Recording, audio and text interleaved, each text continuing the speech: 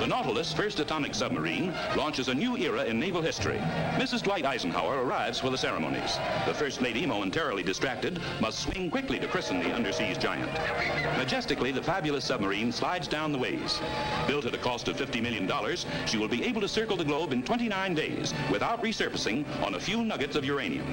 Her torpedoes can be mounted with atomic warheads, and she can operate at depths which would crush the conventional submarine. The 300-foot, 3,000-ton Nautilus will also have a speed of better than 20 knots underwater. The age of atomic navies is born. The tower on which Britain will explode her second atom bomb rises stark above the Australian desert. Cameramen at the testing site wait tensely, then...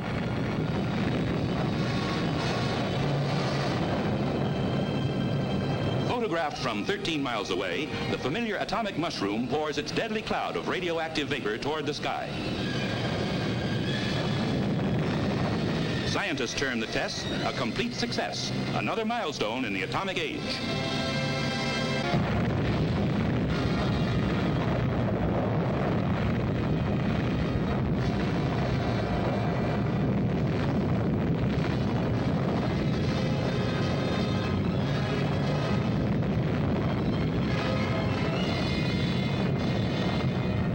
Within the last 2 years, more than 20 of these awesome blasts have echoed across the desolate Nevada desert. Interwoven throughout the story of the tests at Yucca Flats is a second story, the role played by the United States Air Force.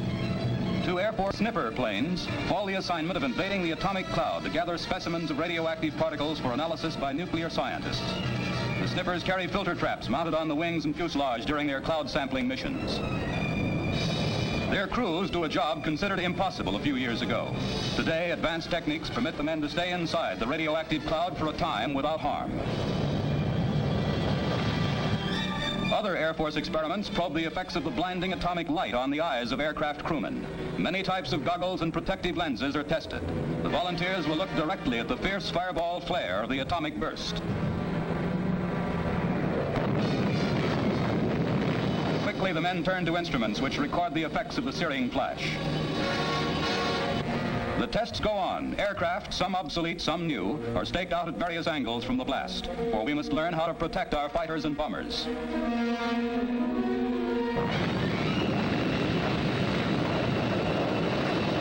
Special cameras in slow motion record each fraction of a second as the aircraft disintegrate under the shattering impact of this powerful force for destruction. From these films, the Air Force adds new pages to its knowledge and mastery of atomic warfare.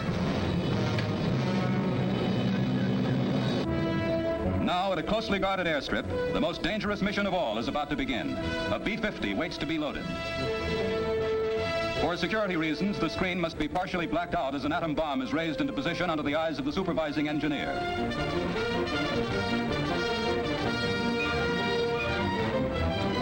In the plane, codenamed Rosebud, 3 men share a heavy responsibility. The pilot, the radar navigator, and the bombardier. The target is that X 6 miles below. You're about to see the closest shot of an atom bomb blast yet released for public view.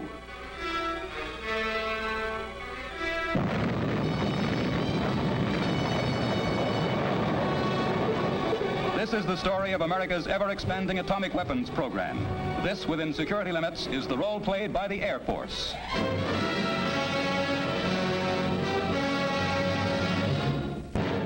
Now, for civil defense, another realistic test is held. In a 2-story house on Main and Elm Streets, a mannequin family waits, 3,500 feet from atomic destruction. They're lifeless dummies, but to the civil defense officials testing bomb shelters, they could help save lives. A second home stands a mile away. America is seeking through these drills to strengthen home front defenses, for their strength means our safety. Dozens of cars are on the streets of the ghost hamlet in Nevada. And marching to within 2 miles of the blast center, 1,500 GIs take cover in slit trenches, closer to an atomic explosion than any human being since Hiroshima and Nagasaki.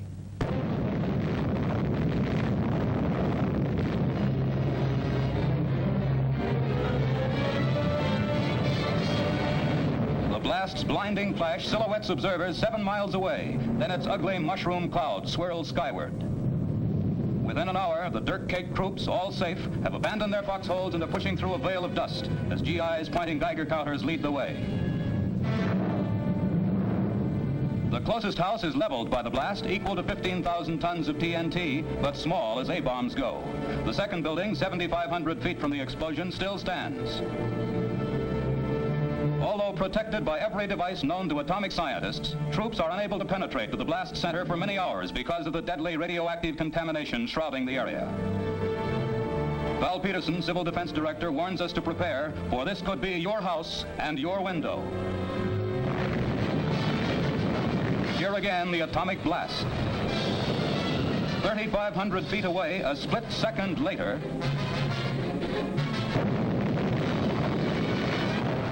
past one of the cars exposed to the atomic fury, a civil defense official finally is able to reach the rubble of the two-story house we just saw topple. Almost unbelievably, mannequins in the basement bomb shelter are found to be unharmed. The second house seems to have suffered comparatively minor damage. Windows have been blown in. All Americans must work together, for the stronger our home front defenses, the less the chance an atomic attack will come.